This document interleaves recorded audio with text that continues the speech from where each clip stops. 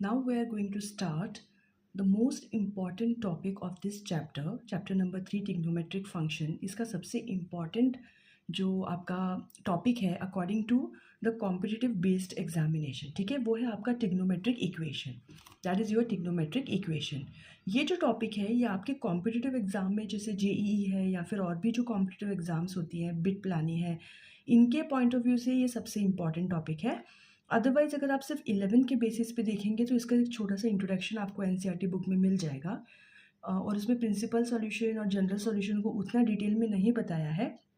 लेकिन यहाँ पर मैं इस टॉपिक को बहुत डिटेल में कवर करूँगी और इसके साथ साथ हम एनसीईआरटी के क्वेश्चंस प्लस एक्स्ट्रा क्वेश्चंस जो इंपॉर्टेंट क्वेश्चन होते हैं जो और एग्जाम्स में आते हैं कॉम्पिटिटिव एग्जाम में, हम उनको भी कवर करेंगे. पर पहले हमारा रहेगा कि हम इसको अच्छे से कंसेप्ट को समझें और फिर एनसीईआरटी के क्वेश्चंस को हम करें जो कि बहुत ईजी है.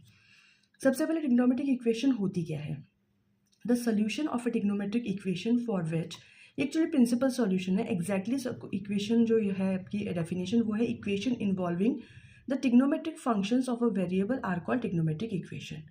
वो इक्वेशन जिसमें ट्रिग्नोमेट्रिक फंक्शंस हो, टैन, साइन, कॉस, कॉट, जो ये सारे फंक्शंस जो हैं वो जहाँ प्रेजेंट रहते हैं उन इक्वेशंस को बोलते हैं ट्रिग्नोमेट्रिक इक्वेशन. ये है आपकी सिंपल डेफिनेशन. अब उसके बाद इसके जो सॉल्यूशंस होते हैं वो होते हैं दो टाइप के. एक होता है प्रिंसिपल सॉल्यूशन और दूसरा होता है जनरल सॉल्यूशन. तो जो प्रिंसिपल सॉल्यूशन है वो क्या होता है, जब भी आप एक 360 डिग्री का जीरो से लेकर जब आप 2 पाई तक कंप्लीट करते हैं, जीरो से आपने स्टार्ट किया और 2 पाई में आए, तो ये जो एक रिवॉल्यूशन है, एक सर्कल है, इसमें जो आपके सॉल्यूशन बिलोंग करते हैं वो हमेशा हर इसमें दो सॉल्यूशंस बिलोंग करते हैं और उन्हें हम बोलते हैं प्रिंसिपल सॉल्यूशन. सिर्फ एक ही सर्कल में किसी भी ट्रिग्नोमेट्रिक फंक्शन के दो ही सॉल्यूशन पॉसिबल है. उन दो सॉल्यूशन को मतलब 0 से 2 पाई के बीच में जो दो सॉल्यूशन है उनको हम बोलते हैं principal solution. The solution of a trigonometric equation for which x जो है, एक्स आपका 0 से 2 पाई के बीच में ही रहता है, that is called principal solution. अभी जो एक सर्कल है इसमें किसी भी ट्रिग्नोमेट्रिक जो फंक्शन है उसके दो ही सॉल्यूशन पॉसिबल है, इसीलिए हम सिर्फ 0 से 2 पाई के बीच में दो ही सॉल्यूशंस आते हैं और उन्हें हम बोलते हैं principal solution. We will get always the two solution of every trigonometric equation from 0 to 2 pi. अब 0 से 2 पाई में दो इक्वेशंस हैं. जनरल सॉल्यूशन होता है इनफाइनाइट सॉल्यूशन, इनफाइनाइट सर्कल्स हैं, सिर्फ 0 से 2 पाई के बीच में नहीं है, इनफाइनाइट रिवॉल्यूशन आपका हो रहा है, तो आपके जो सॉल्यूशन है वो भी इनफाइनाइट होते हैं. तो हम इसे जनरल फॉर्म में लिखते हैं, उसे हम जनरल सॉल्यूशन कहते हैं. उसे हम बाद में कवर करेंगे. सबसे पहले इंपॉर्टेंट है आपका प्रिंसिपल सॉल्यूशन, तो हम उसी से स्टार्ट करते हैं. ठीक है, यहाँ पे मैंने आपको दिखाया है, ये देखिए, ये है आपके quadrants, first, second, third, fourth. ये है आपका 0 से 2 पाई.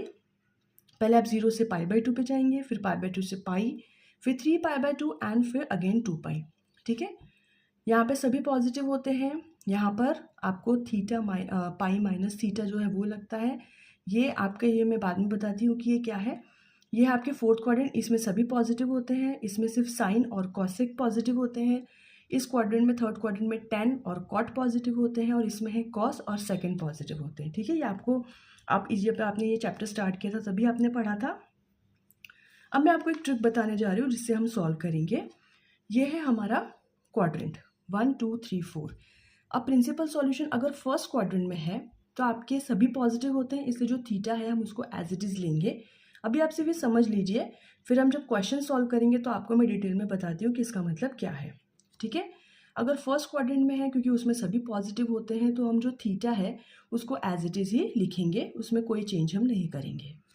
अगर आपका सेकंड क्वाड्रेंट की बात हो रही है तो सेकंड क्वाड्रेंट में होता है 90 प्लस थीटा और 180 माइनस थीटा, मतलब π/2 प्लस थीटा और पाई माइनस थीटा, ये दो चीज़ें आपकी आती हैं. तो हम π/2 और 3π/2 को कंसिडर नहीं करते. तो जब भी हमारे पास सेकंड क्वाड्रेंट में है तो हम उस थीटा को या उस एक्स को सिर्फ पाई माइनस थीटा को ही कंसिडर करेंगे, ये नहीं करेंगे.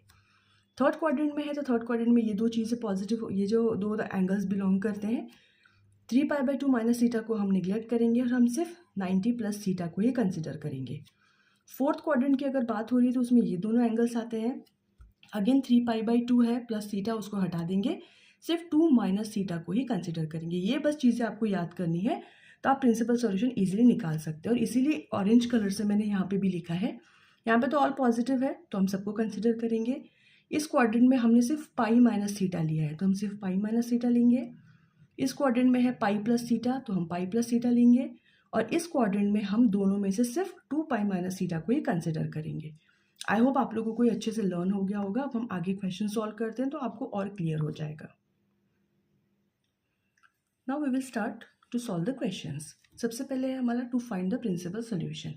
अब इसमें है find the principal solution of cos theta 1/2 is equals to 1/2 and cot theta is equals to